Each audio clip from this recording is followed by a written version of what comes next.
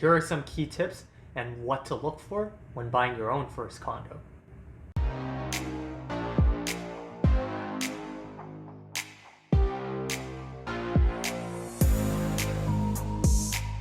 Think about it like this. Buying a property is the biggest purchase you will ever make in your life.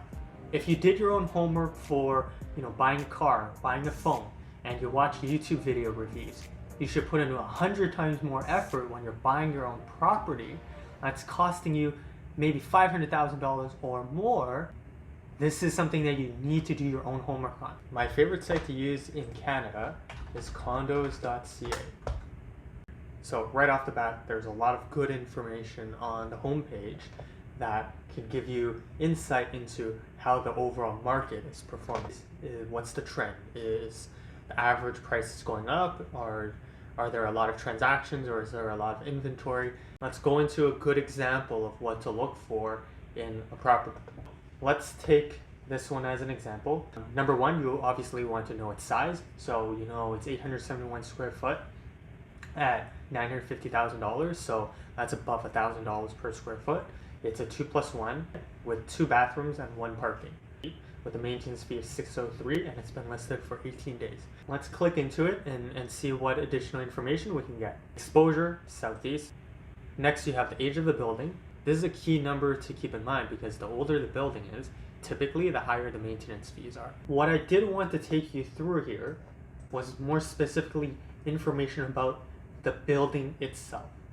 The reason for that is because so much of your property value is actually tied to the building. At this specific address, there are 24 other units for sale at this moment, and there's 53 units for rent.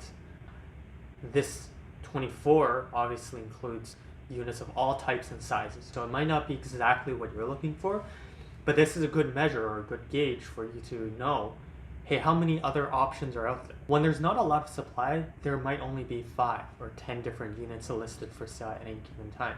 This means you have less options. When you have more options, look for the best deal, look for the unit you like the most, and put in offers for that. 53 units for rent is also quite concerning, and the reason for that is because, number one, you want to understand whether or not the condo you're looking at has a high rental to owner-occupied ratio. The reason why that's important is because owner-occupied units generally care and maintain the property a little bit more than if the unit was rented out, because they're the ones on the hook for any increases in maintenance fee. Then if a lot of owners decide to sell their properties, that drives up the supply in that specific building and might actually cause price declines in the future. Here we're able to see the past listings, how many units were listed by month, as well as how many of them sold, and sold for how much. So for example, here, if we're looking at a 2-bedroom unit, it was listed for $690, it was only sold for $671, and it took 53 days to sell. How condo corporations work, generally speaking, is that they collect a monthly maintenance fee from all the unit owners. Then the building and the board of directors manage the finances of the building through repairs, maintenance, and ongoing upkeep of the building. They also need to plan for future expenses which come down the line. So if the building needs to undergo major renovations, that comes out of what they call a reserve fund. If the reserve fund doesn't have enough money, then there could be special assessments put on unit owners. So you as a unit owner, if you're buying the property, you need to make sure that the building does their due diligence and manages their finances properly. You will be able to see this information in a status certificate that is usually provided as part of the transaction. Typically, you only get to the status certificate when you put in the formal offer for the property.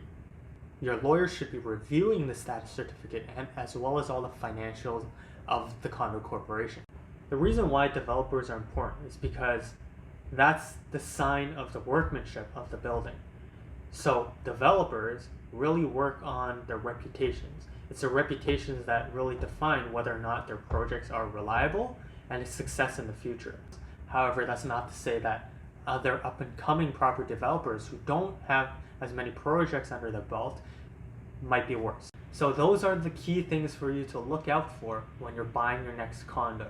Hopefully you're looking at the developer, the age of the building, the maintenance fees, how many other listings are in the building, and lastly, the price and rent trends for the building.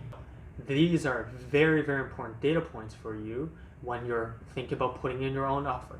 To understand those data points is super important in your buying journey, because these are things that you need to do to educate yourself on how much you should buy a specific property for.